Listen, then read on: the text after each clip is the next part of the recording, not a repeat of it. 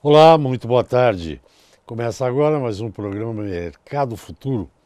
Eu converso com vocês aqui do estúdio da B3, Brasil Bolsa Balcão, no Centro Histórico de São Paulo.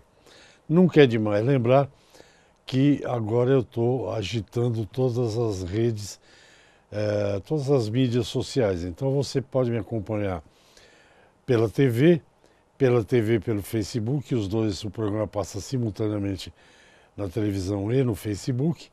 Depois o programa vai para o YouTube, na página do programa Mercado Futuro.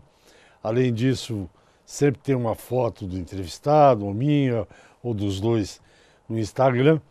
E algumas dicas, alguns boletins que eu gravo, que também circulam aí nas mídias sociais, seja o Facebook, o YouTube ou o que for.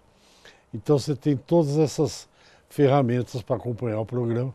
E claro, o que eu quero? Que você me acompanhe e dê um like lá, mãozinha positiva, para eu ficar mais contente. É isso aí que eu preciso. Bem, vamos começar logo com os dados do mercado financeiro. Eu não acredito que daqui para diante, nós estamos aí há menos de uma semana e um pouquinho do Natal, né, das festas de fim de ano, Natal e Réveillon.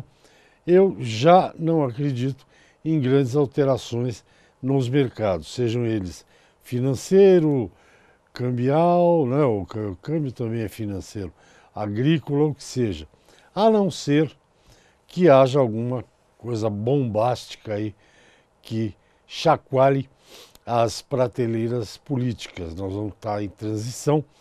No dia 1º de janeiro assume o governo do presidente eleito Jair Messias Bolsonaro.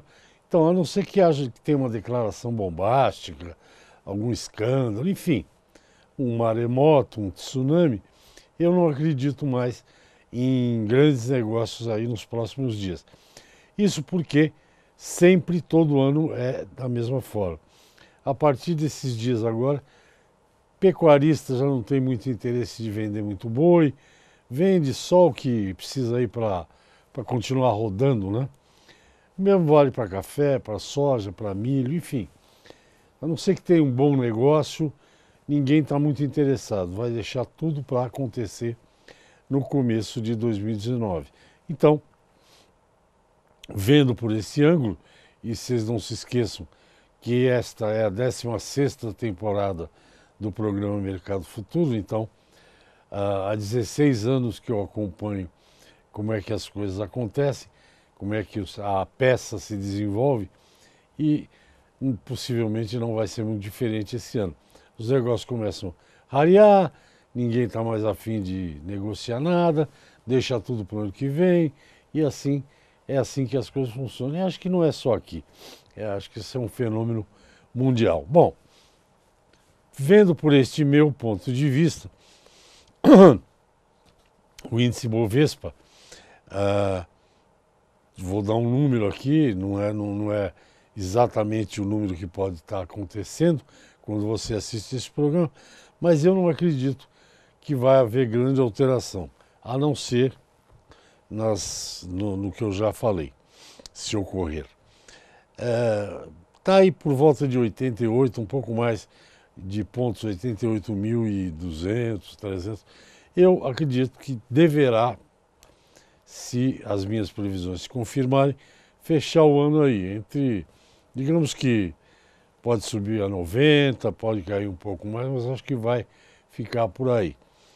Então, como você sabe, o índice Bovespa é uma cesta com as ações das principais empresas brasileiras, sejam elas de alimentos, bancos, mineradoras, né, quer dizer, metalúrgicas, enfim, são as principais empresas do Brasil.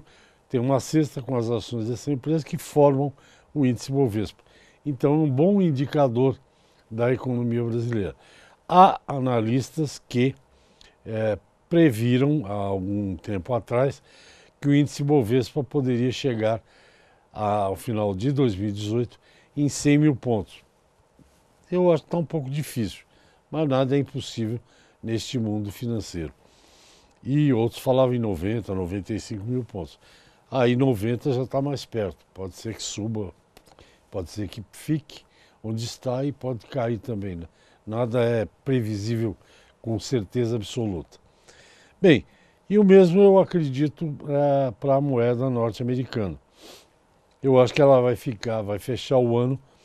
Isso aqui, moeda americana derruba todos os analistas que fazem análise.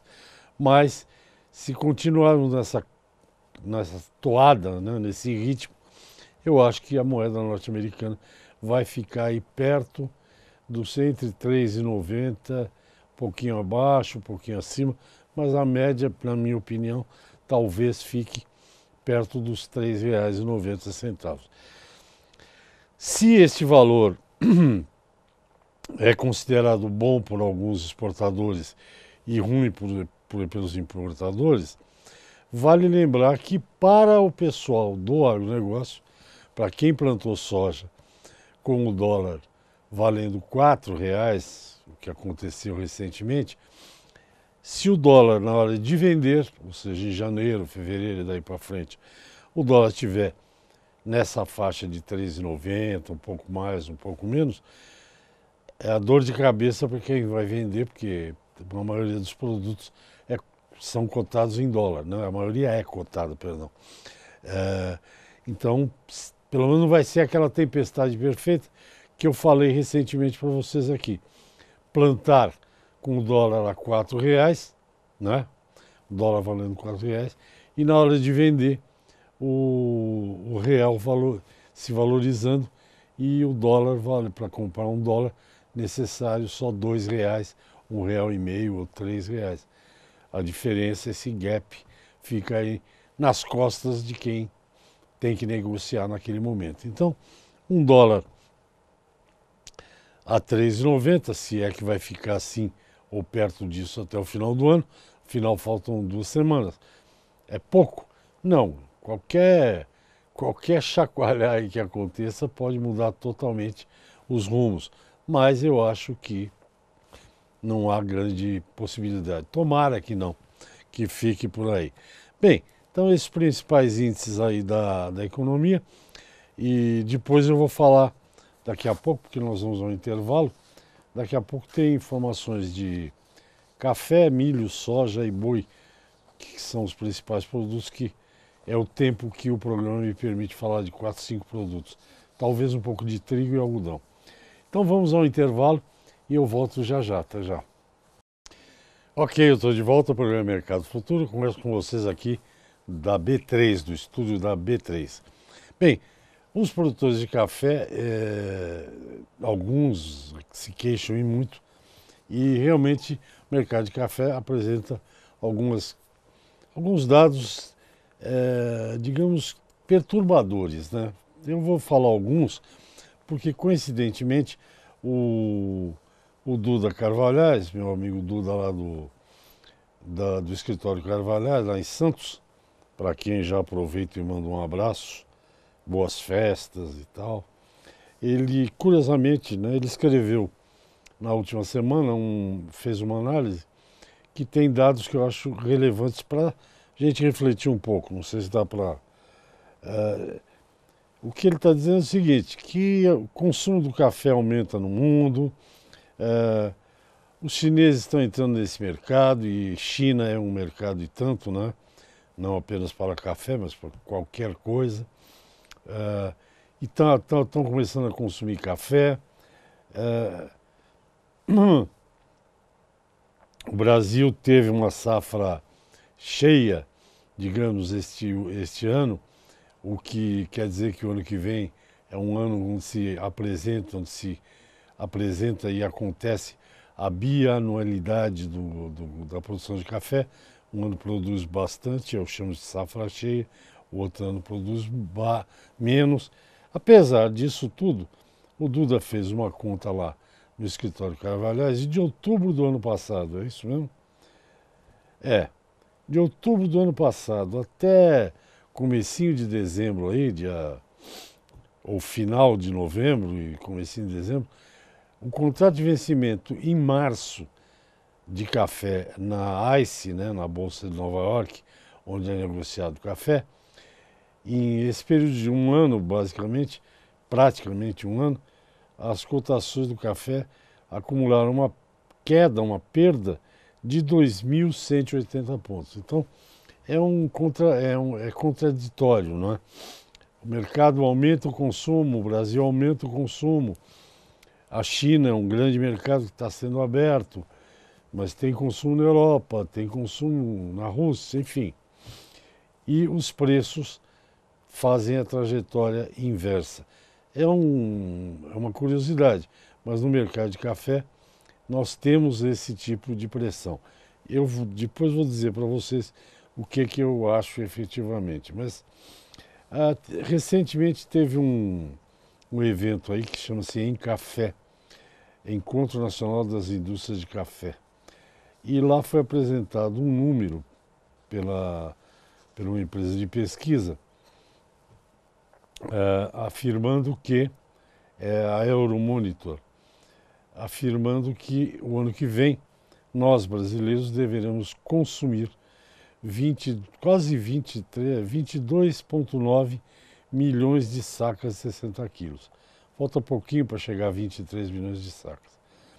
Esse crescimento é de 4%. 4% não é pouco. Ele está acima da média mundial. E, portanto, é uma notícia também que é contraditória quando você vai falar em preço. Tudo bem que o Brasil produza um terço do café que se produz no mundo, né? 60 milhões de sacas, 50 milhões de sacas. Apenas o consumo interno, o nosso, já está chegando em 24 milhões de sacas. O Brasil exporta mais de 30 milhões de sacas. Aí já dá 50 e pouco, né? Então, quer dizer, não é que está, aparentemente, se esses números são corretos, não tem um mar de café estocado aqui no Brasil. Mas, enfim. E uma outra notícia interessante sobre o mercado de café, também positiva para a indústria, o Grupo Três Corações, ele é líder no Brasil em venda de café industrializado. E eles estão fazendo projeções de um investimento bem alto no Brasil. Esse grupo tem 27% do mercado de café torrado no Brasil. Olha, quase 23 milhões de sacas, hein?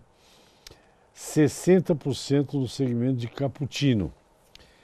E segundo lugar em vendas aqui dentro de café solúvel. Essa empresa, o Café Três Corações, é metade acho que é brasileira e metade é do grupo israelense Strauss Group, que é investimento. E o faturamento dessa empresa no Brasil deve chegar ou se aproximar de 5 bilhões de reais. Quer dizer, são números grandes. E o produtor de café vê isso e fica se perguntando, pô, por que eu vendo meu café a 400 reais a saca, 410? Eu também me pergunto. E aqui para terminar, não, ainda tem duas informações sobre o mercado de café. Uma sobre o estado de São Paulo. São Paulo, segundo o Instituto de Economia Agrícola, produziu 5,5 milhões e 800 mil sacas de café. E é arábica em São Paulo. Um aumento de quase 30%, 29,6% em relação ao ano passado.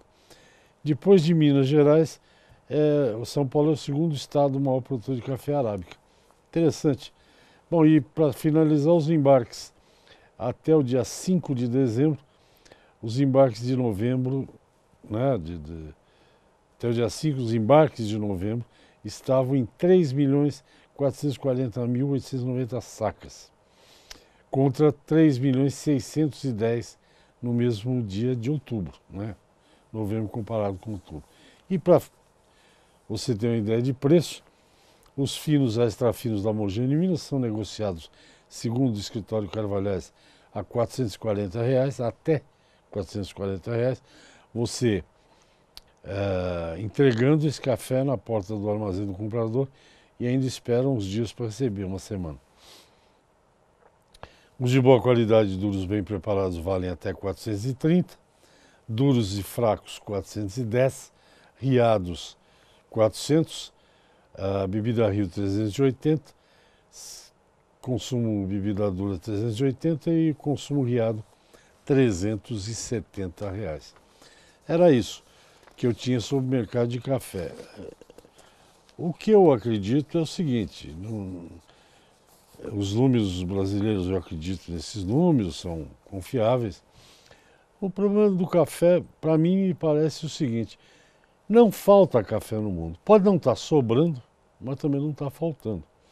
Então, quando o comprador quer, ele encontra, e isso, sem dúvida nenhuma, impede que os preços...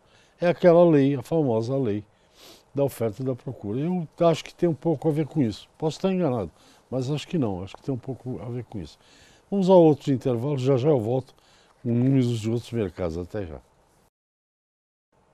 Ok, esse é o terceiro e último bloco do programa. E agora vou abrir com a soja, o principal produto do agro brasileiro, né? Bem, tem várias informações sobre a soja. Teve lá a reunião do G20 em Buenos Aires, são os 20 maiores países, mais ricos países do mundo. Evidentemente que teve o seu Xi Jinping e o seu Donald Trump, respectivamente os líderes da China e dos Estados Unidos, os dois países mais ricos do mundo. Eles tiveram um jantar, uma conversa lá e adiaram, deram uma trégua de 90 dias para aquela guerra comercial que o seu Trump iniciou contra, não apenas contra a China, mas contra o mundo. E isso deu uma arejada no mercado, incluindo a soja. Mas agora, no último fim de semana, não no último, no penúltimo, foi presa no Canadá, a pedido do governo dos Estados Unidos, uma alta executiva, filha do dono daquela empresa Huawei, sei lá como é que pronuncia isso em chinês, acho que WV, Huawei, que já passou a Apple em venda de smartphone, não é pouca coisa, só está atrás da Samsung, que é coreana. E ela foi presa no Canadá a pedido do governo dos Estados Unidos. Eu imagino, porque até agora eu não vi nenhuma declaração, que isso deve ter dado uma entornada no caldo, né? Vamos ver como é que essas coisas continuam. De qualquer maneira, o pessoal, os participantes do mercado da soja, estão aguardando para ver o que vem por aí. Segundo a analista Alaide Zimmer, no site AG Rural, ela diz que apesar da alta em Chicago e o câmbio próximo a 13,90, as indicações tanto para a soja, mercado físico como futuro, não reagiram na mesma proporção. Os prêmios do Brasil caíram, segundo ela aqui, março 19 ficou cotado em 40 centavos, e antes estava em 53, uma queda boa, e um pouco à frente da média dos 5 anos, 35 centavos, essa é a média dos últimos 5 anos. Soja, poucos negócios no mercado físico. Um exemplo em Santa Catarina, soja para dezembro deste ano foi vendida a 82 a saca, no Mato Grosso e Maracaju 75. Para a nova safra foram registrados negócios com a ajuda do câmbio. No Porto de Rio Grande teve registro de negócio fechado junho do ano que vem a R$ 83,50 e em Brasília, capital federal, soja para fevereiro do ano que vem foi negociada por R$ 69. Bom, eu tenho aqui os números da Bolsa de Chicago, que não tiveram grandes movimentos. Como o mercado aguarda aí as novidades nesse entrever o Donald Trump, Xi Jinping, veja, eu tenho janeiro de 2009 a soja na Bolsa de Chicago até janeiro de 2020. No próximo mês de janeiro, ela está cotada a $9,11 o bushel. Em janeiro do ano que vem, 2020, não do ano que vem, do outro, do ano que vem, de 2020, ela está R$ 9,64 o bushel. Aí março, maio, julho, agosto, setembro, novembro, vai variando, vai subindo. 9,24, 9,37, 9,48 e por aí vai.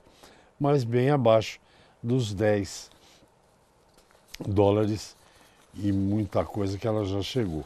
No mercado físico, apesar de estar com poucos negócios, só para registro, Porto de Paranaguá, a saca em lote R$ 81,00, no Porto de Rio Grande, no Rio Grande do Sul, 83, no Centro-Oeste, Mato Grosso, Rondonópolis 70, Primavera do Leste 68, Sorriso 64, Lucas do Rio Verde 65, Campo Novo dos Parecis 66.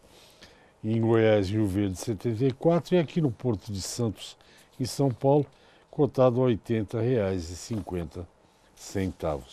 Então essas informações da soja, ela agora depende um pouco mais das questões comerciais mundiais. É evidentemente que tem um fator interno, que é a transição para um novo governo, e os fatores externos que também são muito importantes. Lembrando que a China é a maior compradora de soja brasileira. Já o mercado de milho não apresenta grandes novidades. Pô, saúde aqui. Um golinho de água. Eu vou apenas dar alguns valores para vocês, mas o mercado aqui em São Paulo, na Sorocabana, está saindo a saca de milho por volta de R$ 34,00 e por aí 33, 34. A safrinha 2019 está com o câmbio ajudando, está tendo mais movimento. Em Canarana, por exemplo, no Mato Grosso, bons volumes de milho já foram vendidos para ser entregue em julho do ano que vem, a R$ 19,00 a saca, e pagamento em agosto. Em Primavera do Leste, para setembro do ano que vem, essa semana foi feito o negócio a R$ 22,00. Em Tangará da Serra não está tendo negócio, porque os compradores estão oferecendo R$ 18,50 para agosto do ano que vem, e os produtores querem mais do que R$ 20,00, então o mercado não registra negócio. Em Paranaguá, no Paraná, a saca fechou a semana valendo R$ 34,50, Campinas 36, Campinas CIF, e Cascavel no Paraná R$ 31,50, Dourados no Mato Grosso do Sul R$ 27,50, Rondonópolis 26, Tangará 20, no Triângulo Mineiro Uberaba 30,50, e nos mercados importadores de milho brasileiro, Chapecó 36, Concórdia também, e Campos Novos, idem e bidem, é o mesmo valor de 36. Bom, e o boi? Haha, agora chegou a vez do boi. O boi é o seguinte, fim de ano é fim de ano, o brasileiro gosta de festejar, né? Ainda bem. E sempre há um aumento do consumo. Além daquelas carnes que os tradicionalistas consomem, como carne de peru, pernil e tal, mas a carne de churrasco também aumenta. Tenho só um minuto, então não dá para falar muito mais que isso. O fato é que o mercado está firme. Araçatuba, arroba, vale 150, Belo Horizonte também 149,50, Campo Grande 145,50, Cuiabá 137 e no Pará está entre 133 em Redenção e 141 em Paragominas. Marabá fica no meio em R$ 135. Eu queria falar um negócio do agro, mas vou ser obrigado a falar em outra oportunidade sobre o ministério do novo presidente da República. Obrigado pela atenção, dê um like lá para mim, me acompanhe no Instagram, no Twitter, no YouTube, no Face, enfim. E até o próximo programa. Obrigado, até lá.